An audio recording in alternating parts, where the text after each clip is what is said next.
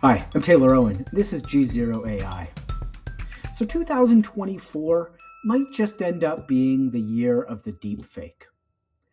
Not some fake Joe Biden video or deepfake pornography of Taylor Swift.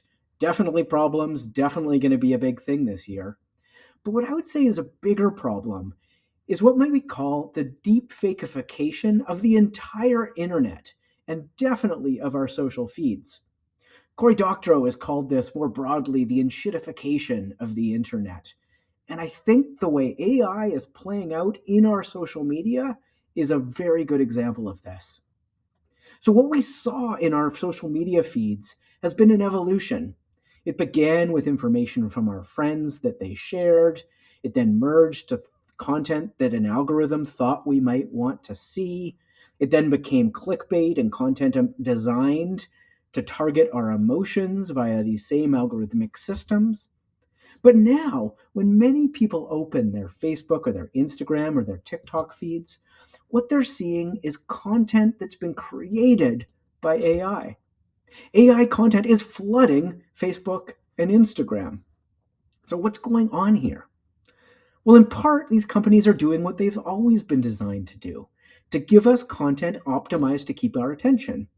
If this content happens to be created by an AI, it might even do that better. It might be designed in a way by the AI to keep our attention. And AI is proving a very useful tool for doing for this. But this has had some crazy consequences. It's led to the rise, for example, of AI influencers.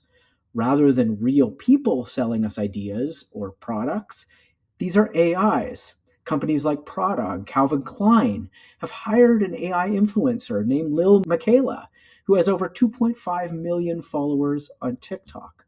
A model agency in Barcelona created an AI model after having trouble dealing with the schedules and demands of prima donna human models. They say they didn't want to deal with people with egos, so they had their AI model do it for them. And that AI model brings in as much as 10,000 euros a month for the agency. But I think this gets at a far bigger issue. And that's that it's increasingly difficult to tell if the things we're seeing are real or if they're fake. If you scroll through the comments on one of these AI influencers like Lil Miquela's page, it's clear that a good chunk of her followers don't know she's an AI. Now, platforms have started to deal with this a bit. TikTok requires users themselves to label AI content, and Meta is saying they'll flag at AI generated content.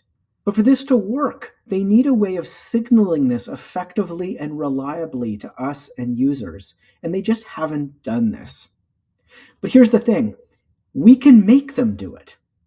The Canadian government, in their new Online Harms Act, for example, demands that platforms clearly identify AI or bot generated content.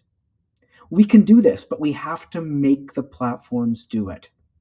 And I don't think that can come a moment too soon. I'm Taylor Owen, and thanks for watching.